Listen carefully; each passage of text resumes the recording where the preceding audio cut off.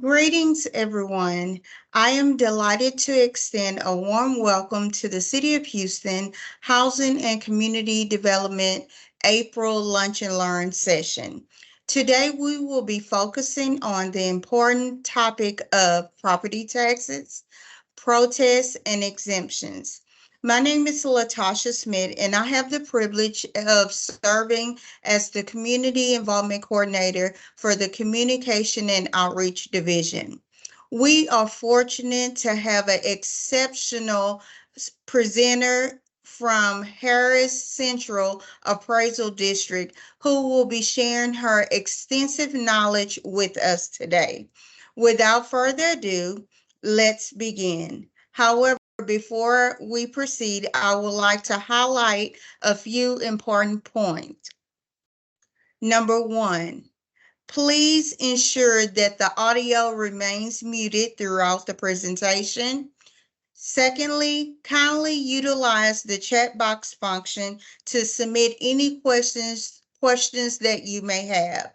Our presenter will address those questions during the question and answer portion of today's event. Lastly, please be aware that this event is being recorded. The recording and the presentation will be made available to all attendees after the event. Thank you for your attention, and let's make this the most of this informative session. Now I give it over to our community liaison, Dejanay Jones, for the agenda for today.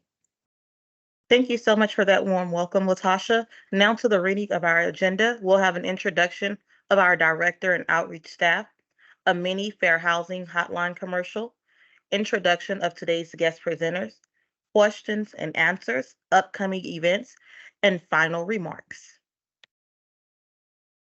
Now over to Ms. Porter for the introduction of our outreach director. Thank you, Deja. Hello, everyone. I would like to introduce our HCD director. His name is Mr. Mike Nichols. I would also like to introduce the outreach team. Myself, I'm Onika Porter, the administrative manager. Latasha Smith is our community involvement coordinator, and Dejanay Jones is the community liaison. And now over to our wonderful guest speaker, Ms. Mabel Menifee. She's a community relations representative with Harris Central Appraisal District. And Ms. Mabel, I'll turn it over to you at this time. Thank you, Deja. Good afternoon, everyone. As previously said, my name is Mabel Menifee, and I'm with the Harris Central Appraisal District. I am in the Communications Division, and today we are going to, we've done these several times before, and today we're going to talk about exemptions and the role of the appraisal district in property taxes. And because of the time of year it is, I'm sure many of you out there who are homeowners have received your annual value notices. We're due to hit the mailboxes probably this week, if not last week. And so I'm sure there are a lot of questions out there about that. So we're going to provide a broad overview on property taxes and the protest process today as well. Fair warning, I am a member of the communications staff and not an appraiser or valuation analyst, so I may not be able to answer all of your questions today, but if you would like to pose those, we can certainly I can certainly work with you and get you an answer from someone. I do want to thank the Community Housing and Community Development Department for offering this opportunity to provide this information to the public. Property taxes tend for a lot of folks to be a mysterious process. So whatever we can do to try to explain that, we'd love to do so. So most people know that the role of property taxes in the state of Texas is to support the critical local services. We do not have a state income tax in Texas, so property taxes tend to play an outsized role in funding local services like your school districts, your police department, fire protection, all of the services that the city of Houston offers, as well as Harris County and other jurisdictions. And so here we go to a lot of people want to know who is responsible for. Oops, a lot of folks want to know who's responsible for the property taxes, and I'm hoping that everyone can see the slides on the screen. Just kind of, are you all seeing those? Just want to make sure. Okay, you should be looking at one that says property tax laws originate with the Texas State Legislature. And a lot of you are probably aware that, for instance, I think one of the most recent examples of that was a state constitutional amendment that passed back in November that increased your property tax exemptions for school taxes from 40,000 to 100,000. We'll talk about exemptions in a little bit and also exactly what that means. But looking at this screen, just wanted you to understand how the system works and kind of HCAD's role. And we'll talk a little bit more about that. While you got this book up, I just wanted to also show you, I don't know if you can see this or not, but this is the latest property tax code book. And it is, as you can see, about 655 pages full of 10-point type. And so it is our job, one of our roles is to administer the laws that are in the Texas Property Tax Code, which is which is authored and passed by the state legislature. So we'll go on to the next one, which we're going to talk about just kind of to sort of put property taxes in perspective. We'll look at the next page, which shows other forms of taxation, which are, let's see, other forms of taxation are going to be, for instance, a lot of you already pay your income, your federal income tax. You also pay a state sales tax whenever you purchase most items. And also, then of course, there's the property tax that pays for local services. So what are appraisal districts? The Texas Central Appraisal Districts, there is one for each county in Texas. They were established back in the late 70s. Prior to those being established, each individual taxing jurisdiction, and by taxing jurisdictions, I'm talking about all the entities that have the authority to tax. We talked about the city, the county, school districts, the hospital district. In some cases, it may be a mud district, depending on where you live. It sort of always depends on where you live, which taxing entities you're subject to taxation on. So central appraisal districts, they appraise and all property, county residential in each county, commercial, industrial, residential, agricultural, and something called business personal property. And appraisal districts are required to do so each at 100% of market value. And that 100% of market value is based on the condition of the property as of January the 1st of each year. The other thing that HCAD does is that we manage exemptions and we maintain the records for those. Our primary goal towards all of this is that each year, once we establish the valuations and there is that protest season that we're about to come into, and then we certify what the actual value is of all the properties in the county to all of the taxing jurisdictions, which then allows them to take that what they call the appraisal rolls and set their tax rates based on the anticipated revenue from property taxes. So if we go on to the next one, and we'll go just some important dates that you need to know about, just to kind of put things in perspective for you as to why there are deadlines for certain things. There's an annual tax calendar, and the dates that are most important for HCAD include As I mentioned before, the January 1st date of appraisal, that's the date that the value of your property is going to be based on. So, for instance, you could have a fire, unfortunate incident of a fire or something on your property on January the 5th. And so there is damage. So your property is no longer as valuable, or you've lost some value to the property. However, because January the 1st is the date of appraisal, your value is going to be based on the condition on January the 1st. It was when you did not have that damage.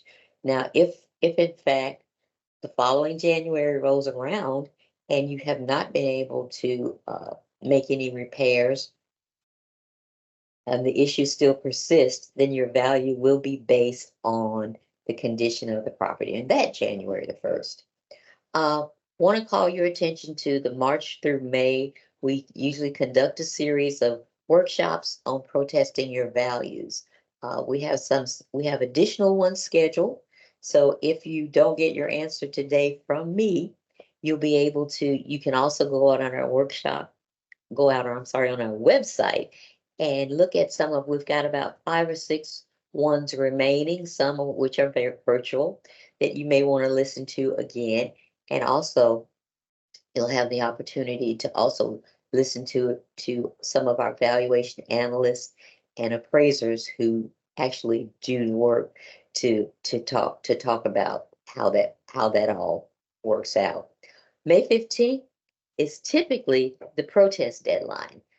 However, this year, because of the number of new laws that were established following the constitutional amendment in November, we've been trying to get our systems ready for that. So the valuation notices were several weeks a little late this year. So I say that because most of you have just only recently received them. And we also say that May 15th is the typical protest deadline. However, for this year, for a lot of you, it's always going to be the law has always been May 15th or 30 days from the date of your notice. So in this case, it's probably a lot of them are going to be dated April 19th this year, which means you will have 30 days from the date of that notice if you wish to file a protest. And for this year, that's going to be May 20th. Would be May 19th, but that falls on a Sunday, so you get the next. So you have an extra day because it's always the next business day when it falls on the weekend or holiday. So the protest deadline is designed for individuals who do not disagree with their value, who don't agree with their value. Perhaps they believe it's incorrect, it's valued too high, or there may be some other issue with it.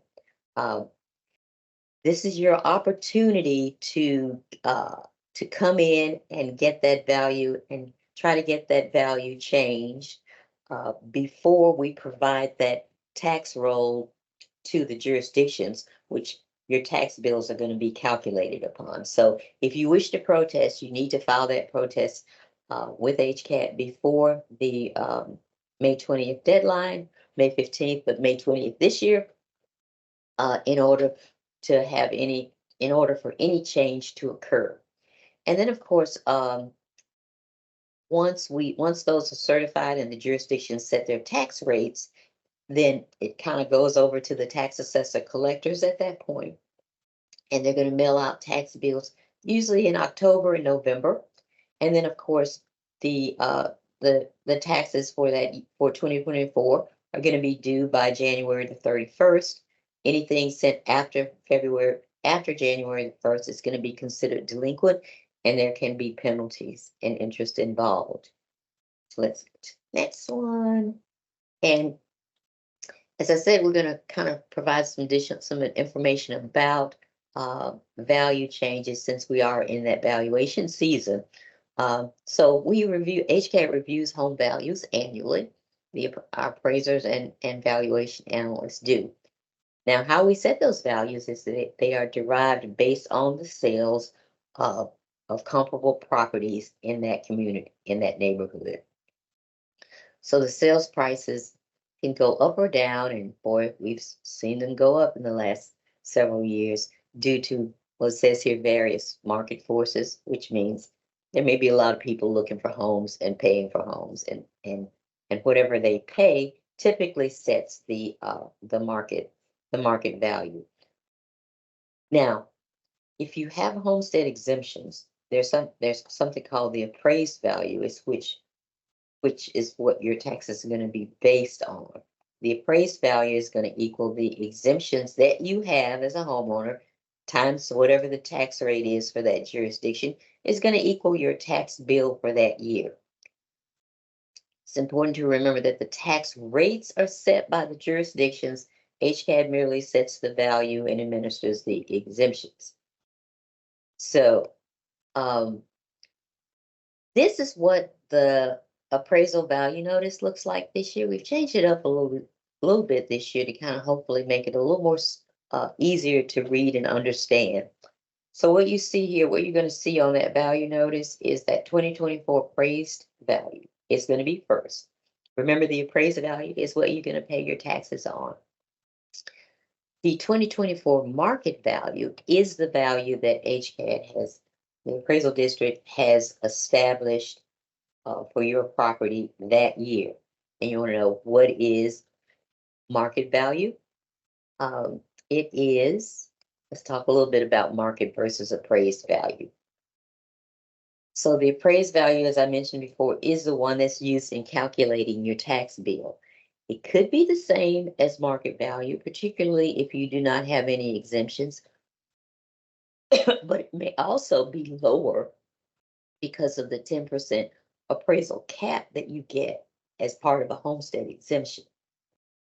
That cap is designed to protect homeowners from rapidly increasing values, as we've seen, particularly in recent years. And so it allows that your value in terms of your appraised value can not increase any more than 10% in any given year. And again, that's for properties with homestead exemptions. The market value is the value that HCAD established, and that's the value that which a property would sell for to a willing buyer on the open market. And that kind of means an arm's length transaction. That's when both the seller and the buyer are trying to get the maximum amount for the transaction. I explained that because in a lot of cases, people may pay lower amount for a property because they're selling it to a relative. Perhaps it was a foreclosure, and sometimes those are often not considered market transactions. So HCAD's primary role, again, is to establish an annual market value. Important to remember, if you are planning to protest, the protests are going to be based on the market value, not the appraised value, because remember, your appraised value is going to be based on your exemptions, the number of years you may have had that 10% cap, etc. The protest will be based on the market value. And just a kind of a quick chart, a lot of people will, why should I protest? Or, I'm not really sure what the process is like. So what determines your property? Just kind of an idea of, in Harris County, there are like 7,000 neighborhoods, and those neighborhoods are kind of provide appraisers with information on houses that are similar in comparison. They may be within your neighborhood, and also the value is going to be based on some of the recent purchases, like within the past year, that have taken place within your neighborhood with similar properties, and the amount that is sold. That's how we establish the market value. However, we also take into account the condition of the property. It could be an older home, so as well as as the amenities that you may have on the property. So if you have a home that's exactly the same square footage and land size as your neighbor, but your neighbor happens to have a swimming pool in the back, or a tennis court, or perhaps it's just a few tennis court, then then they're going to be valued at a higher amount than you, mainly because they can sell theirs for more because of those other amenities. So your home's market value is based on a number of factors, and these are the primary ones. But if you're planning to protest, it's always important to remember that you are the expert as far as your home is concerned. No one knows it like you do. So perhaps there might be other issues, interior issues, or exterior issues that might that you may want to bring to HCAT's attention as you in terms of protesting to see if you can get a lower value, get your value lower. So how do you protest? Quickly, let's kind of go over some of the protest methods. You're going to get your value notice in the mail. Some folks that may have an online account will get theirs emailed to them. You can submit your protest electronically, or there is a protest application that's going to come in the mail with your value notice.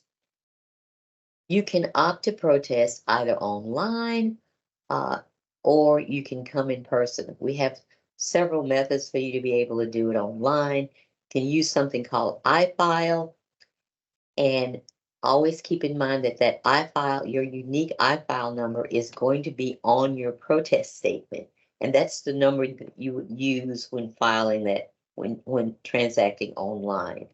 And you can also do something called iSettle for people who just want to maybe get their feet wet in the protest process or their toes wet.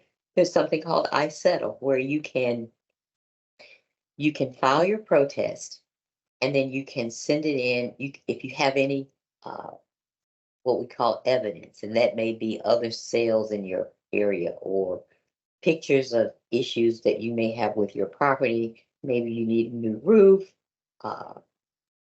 or there's a damage to your foundation or whatever, then you might send in that information with photos and perhaps even an estimate, a recent estimate.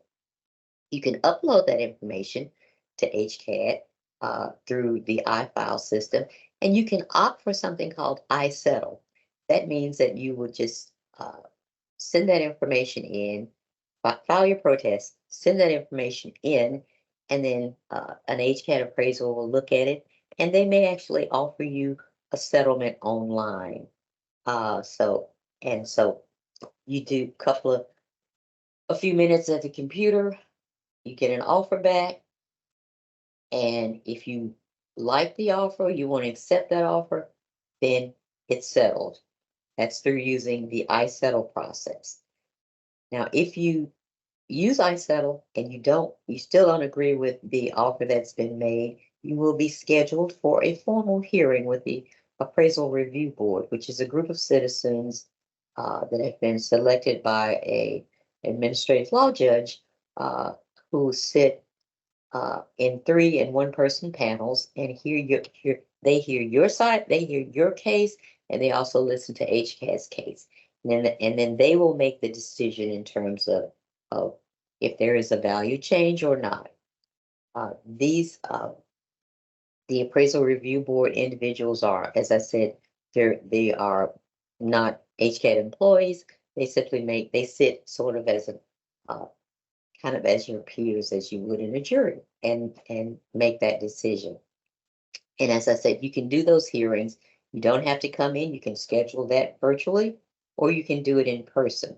I did want to mention before, did not mean to skip over the middle one here, but if you choose to iFile and you don't opt for iSettle, you can also have an informal come into HCAT or do it virtually and have what we call an informal hearing. And that's with an HCAT appraiser. That's an in-person meeting with someone who works with HCAT. You and the appraiser can try to hash it out, and they will offer you. And if they make you an offer, they may or may not make you an offer. And if you do get an offer and you're happy with it, then your protest is settled. If you're not happy with the informal hearing, you can also go to the formal hearing with the appraisal review board. So there are virtually 3 steps there.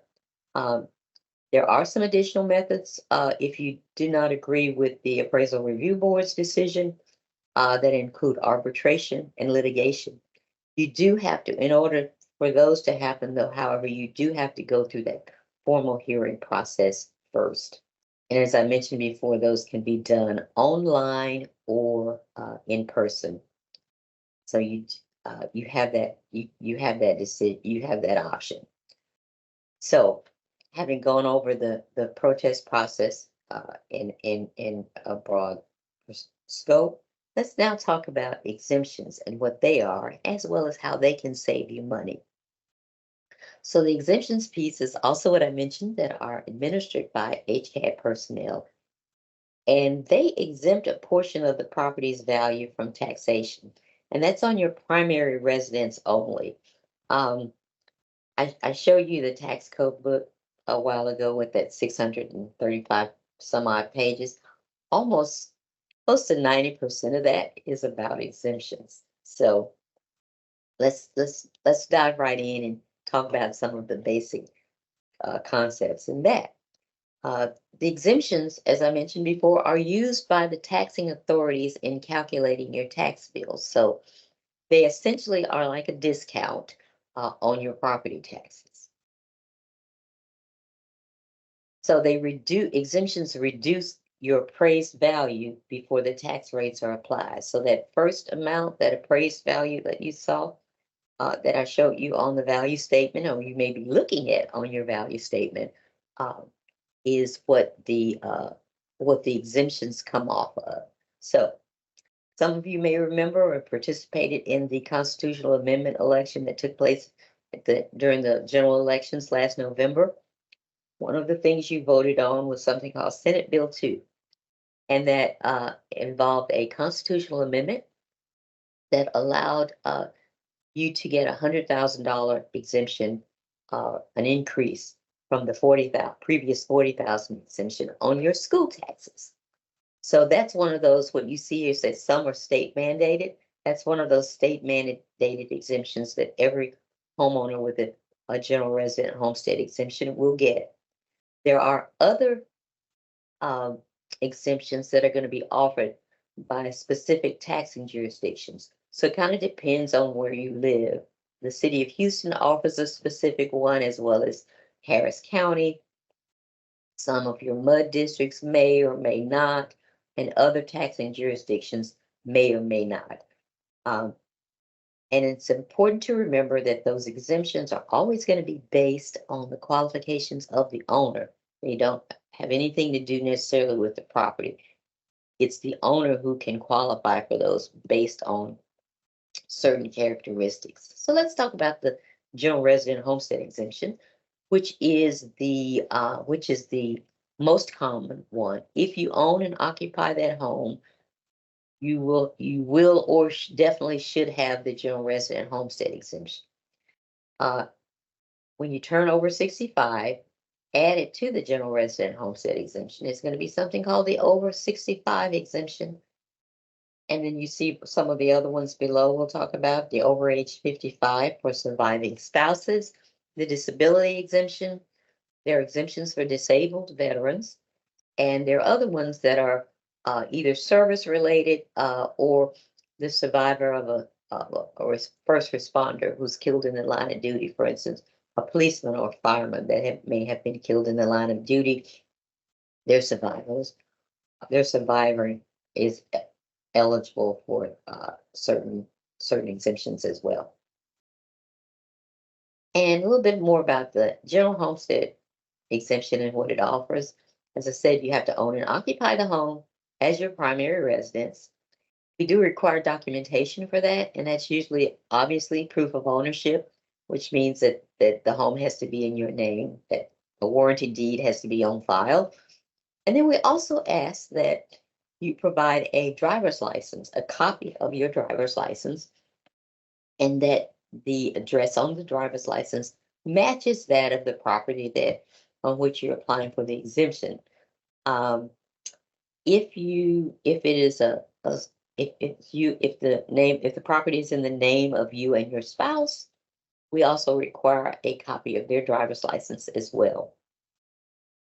Now, once you get that, I mentioned before, you're gonna, you will then have applied after a year to your account. You get that 10% appraisal increase cap, meaning despite rising property values and years where there are rising property values, and we've seen some neighborhoods that may have property has increased, particularly coming out of COVID. In some neighborhoods, property values may have increased as much as 25, 30, 40% in some cases. Well, by having this general resident homestead exemption, it's going to say your value can never go up more than 10% in any one given year. So this is designed to protect homeowners and their primary residents from those kind of steep increases. You also get that $100,000 school tax exemption by state law off of and there are other, as I mentioned before, there are other exemptions that may be offered by various jurisdictions, such as the city, county. Just kind of depends on where you live. And this is where, when we're talking with new homeowners or people planning in the process of purchasing a home, it's often to your benefit to, once you settle on an area and you think you're interested in living in it, living in that particular area, it's often a good idea to go out and check what the tax rates are there before you move in, before you make that decision. So in many cases, that can often make a difference in whether or not you would qualify for the loan. Whether just to meet those standards. So it's a good idea to go out and check, and you can find those on our website, the jurisdictions and what their tax rates are. Our website is at www.hcad.org. I will show you a little bit. I'll show you that again in a few minutes. So the over 65, that's in addition to your general resident homestead exemption. And you can apply, these exemptions will be applied to your account for the entire year that you turn 65. So maybe you're turning 65 on December 30th of 2024. You're going to get that exemption, even though you would wait until December to apply for it. It's going to be, it will be for the entire year. So make sure that you do that. The disability exemption, it's pretty much the same as the over 65 exemption. For these two, keep in mind that you can only have one or the other. But however, with the disability exemption, you do not have to be 65. You would qualify for that the year that you became eligible because you were declared disabled under the Social Security Act, or some people, not everyone receives Social Security, so they wouldn't fall under the Federal Old Age Survivors and Disability Insurance Act. They would be able to go and get the appropriate physician statement in order to qualify for the disability exemption. That physician statement, we do have a form on our website that you can download that a physician can complete. The other benefits of the over 65 exemption is that the year you turn 65, your school taxes freeze at whatever that rate is that you were paying that year. They do not go up. They can go down if your property value falls. However, they cannot go up unless you add value to the property in the form of additional square footage, or perhaps you want to put a swimming pool in the back or a tennis court. Notice I use those examples a lot. And that's going to obviously increase the value of the property. So the ceiling would need to be readjusted based on those additional add-ons. So of course you continue to keep all of the exemptions that you get that you already have with the general resident homestead exemption that come with that. And there are some other benefits, such as you're eligible to pay for something called a tax deferral, or you can pay taxes in installments without penalties. That's additional benefit of the over 65 exemption. There are other exemptions, again, that may be granted by the individual jurisdictions, such as the city of Houston and Harris County. They offer, and I always forget the exact amount, but they offer over 200, an additional $200,000 or over 200,000. I want to say 260 for the county.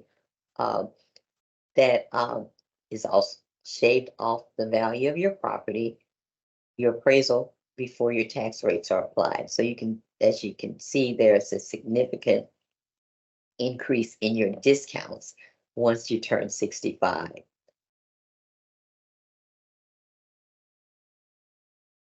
The over 55 surviving spouse exemption.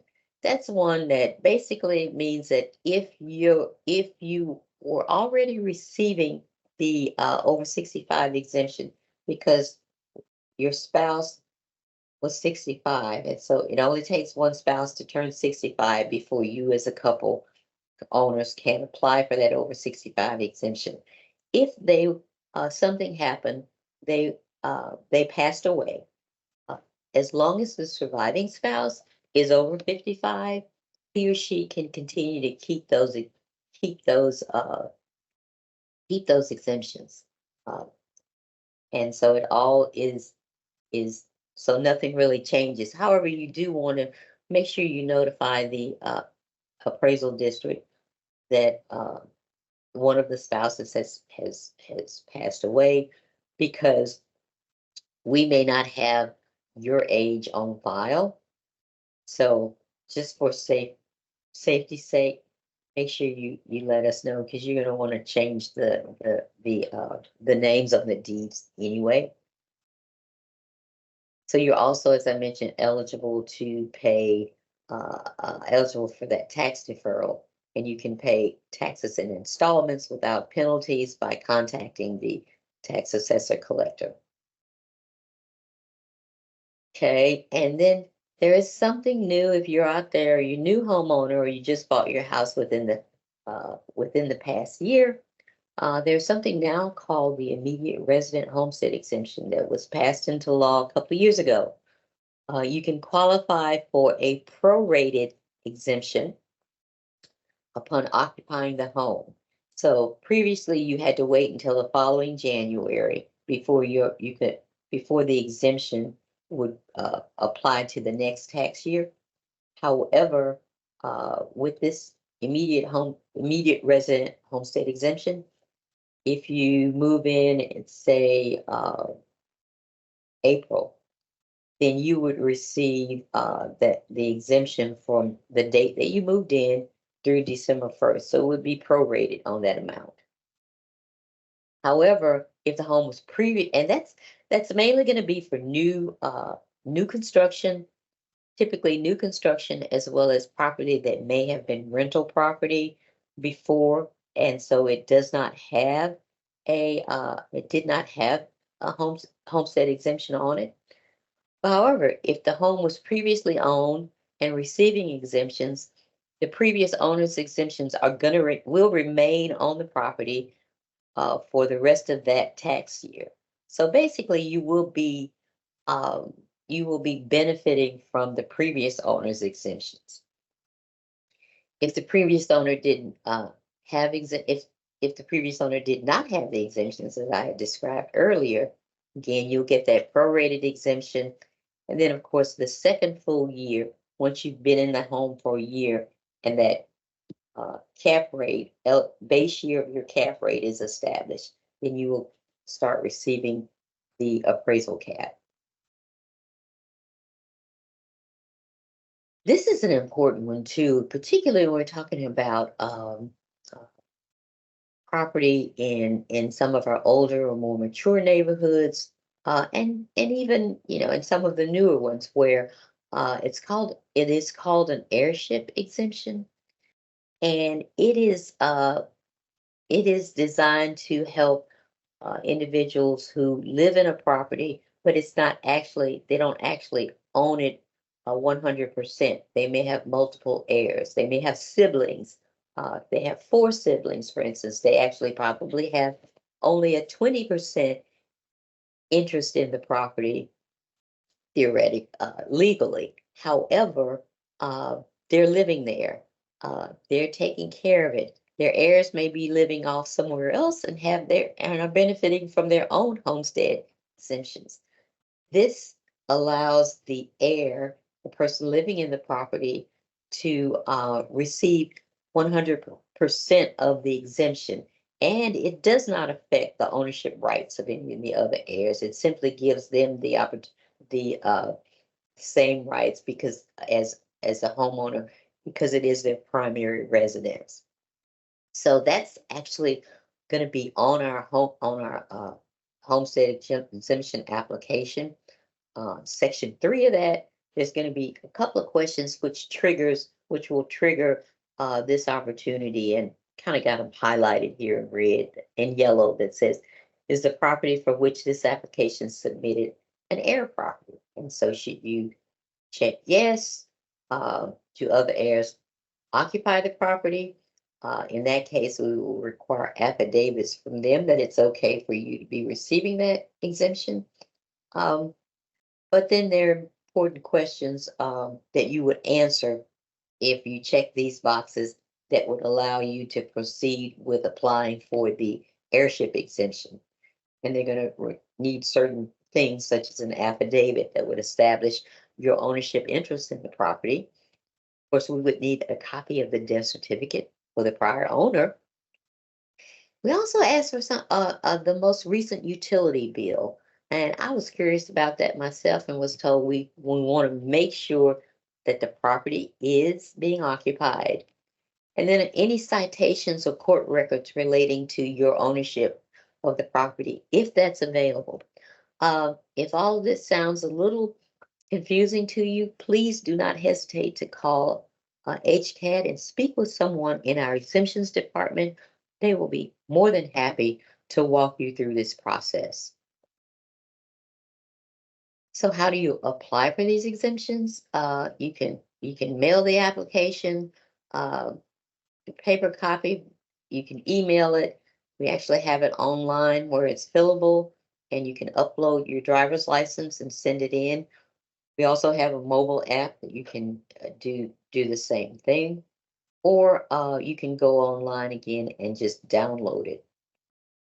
So make sure when you submit it that you submit all the information at once. Otherwise, you're going to experience a delay when the exemptions department has to go back and request additional information. You could go back to the bottom of the pile. So please try to submit everything at once, so it won't delay your processing.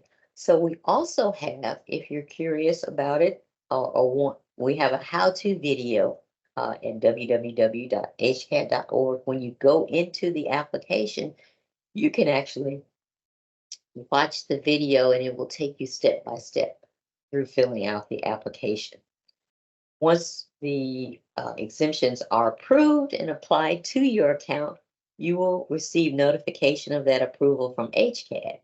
For anyone out there who's recently filed and waiting on their approval, is impatient and does not want to wait on a written confirmation from HCAD, you can always go out online. Or if you're not sure after listening to this that you have the proper exemptions, you can always go out on our website and go to property search, type in your account number or your address or name, and the account will come up and it will show what your exemptions are.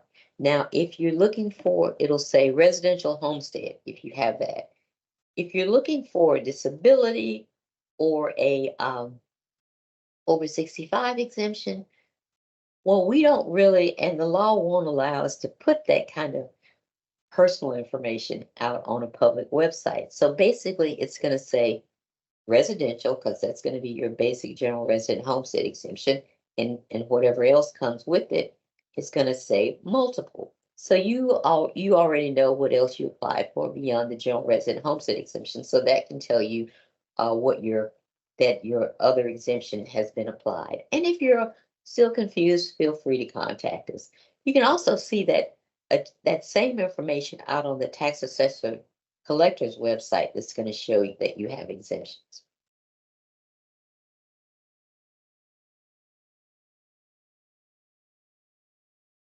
So the qualifications, you would need to own and occupy the home as your primary residence. Again, just to kind of reiterate that. And we will need you to submit a driver's license or state issued ID with the address of that property. Now, always remember that exemptions are not always granted automatically. We're getting better at that because up until not too long ago, people were not required to actually list your age. So we may not have that information. But recently, as more the forms change, so we may actually have that information and can grant it automatically. But just to be on the safe side, I always like to recommend that you check with HCAD to make sure that it's being applied, that has been applied. So actually, I took this from the tax assessor collector's website because I think it kind of really shows the importance of having a homestead exemption and what you may be giving away if you do not have one. So on the left hand side, this particular chart, it's based on the average resident appraisal value of $325,000, which is pretty much the price of the value of an average home in Harris County these days. So Harris County, as I mentioned before, allows a different, their exemption amount is 20% of whatever your property value. So you get that in addition to the school taxes give you $100,000 off. Harris County is going to give you 20% off of your value for the general resident, and $275,000 in exemptions for age 65 and older or a disabled homeowner. So with no homestead exemption here on a $325,000 home, you'll see that you're basically paying $7,100, almost $7,200 on your tax bill. And this is a general estimated amount. With the homestead exemption, you will see there's going to be a tax savings of over $1,800.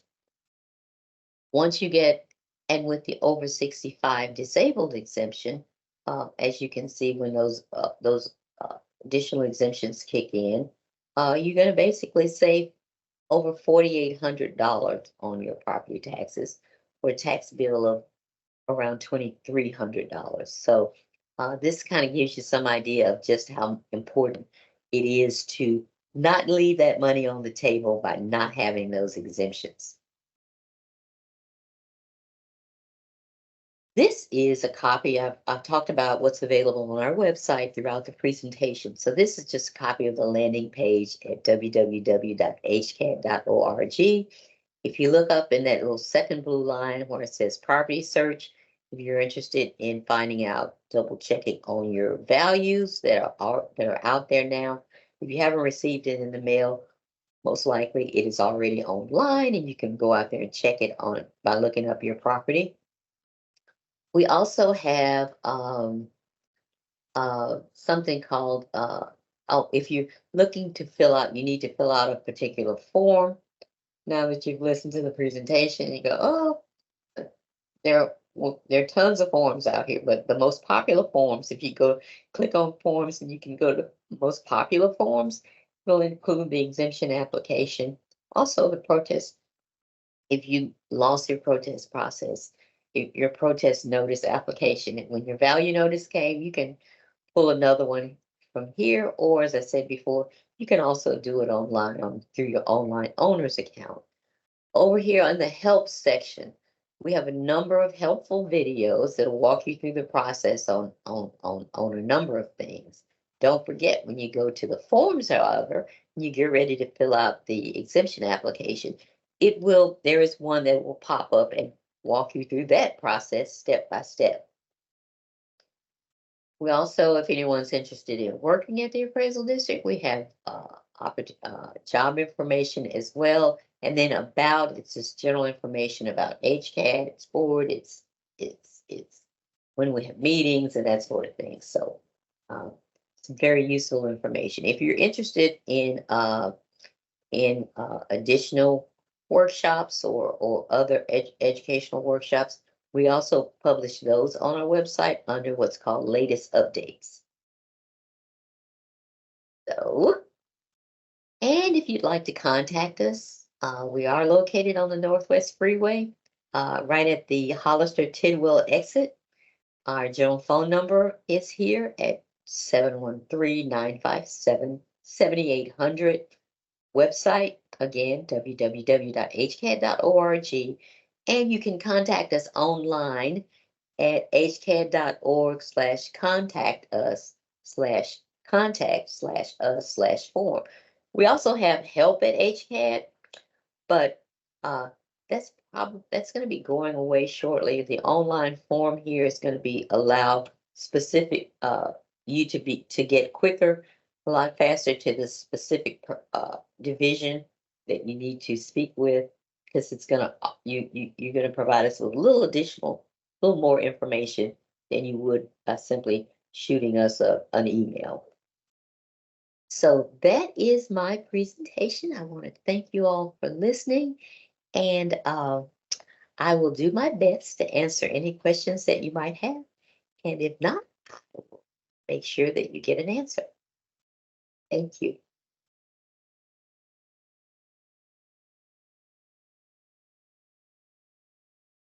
Thank you so much for that valuable information, Ms. Mabel. It's always a pleasure to have you here with us to share that information. Um, Now we'll turn it over to Latasha if there are any questions in the chat. Deja, at this time, there's not any questions. Oh, darn. So that means you did an awesome job, Yes. Miss Mabel. Well, Miss Hold Maria on. is raising her hand. Yes. Yes, thank you. I have a question. I read in like news, like the city of Houston, they're gonna increase the taxes. Is something really is gonna happen, or it's only on the plans? Hello? City of Houston. So that's going to be a question for the city of Houston. And as a taxing jurisdiction, as I mentioned earlier, we only set the values. The taxing jurisdictions will set the rates. So I imagine, I don't know, you can probably, one of the things that all of the jurisdictions do, and we like to let let the taxpayers know, remind the taxpayers of this, is that before tax rates or budgets are set, each and every jurisdiction has to hold what's called a workshop or a public hearing, where individual taxpayers can go in and express their that's when they have an opportunity to have a say so or express their opinions about tax rates that are being in. So, and those are typically held in August and September. They're always in the new, they're usually public, they have to publicize when they're being held. So if you're interested in what your individual jurisdictions are doing, I would suggest that you keep an eye out for those workshops. And then, of course, yeah, you're welcome.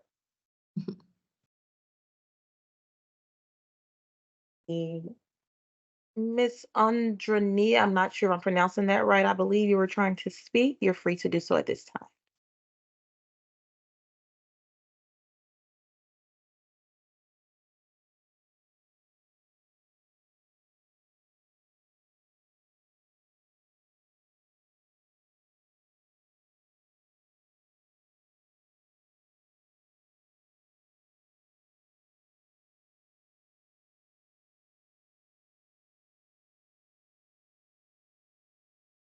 Anybody?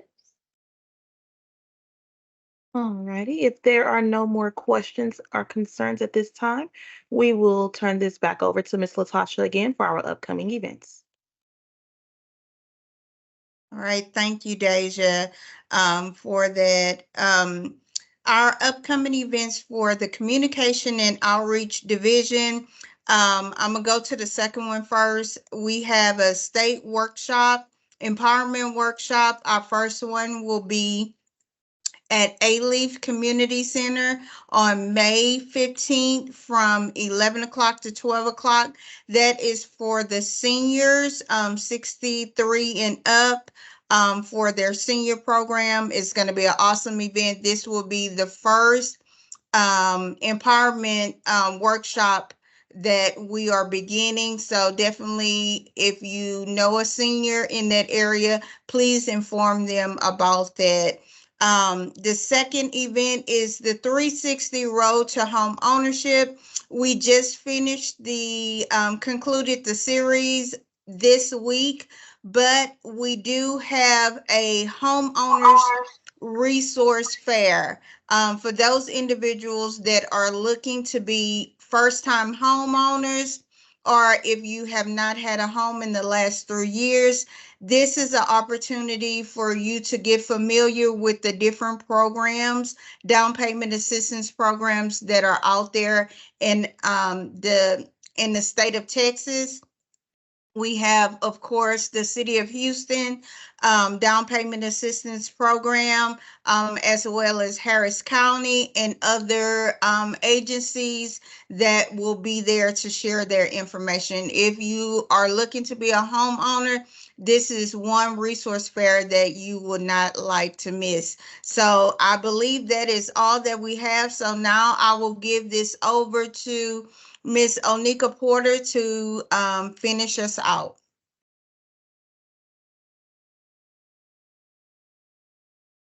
Thank you, Latasha. I would like to thank our guest speaker today, Mrs. Menifee. She always comes with great, valuable information, and we really thank you for always coming through for us. I would like to thank you guys for joining us today, and I also would like to thank my team for always doing an amazing job. Please, please, please do not hesitate to join our future events. We encourage you to join them. We encourage you to encourage other people to join them because there's a lot of information being given out at the events. Also, if you may come across a question that you feel like you didn't get a chance to ask today, please don't hesitate to reach out to us so we can answer your questions or get your questions answered. And again, thank you for joining us today, and we hope to see you at our future events.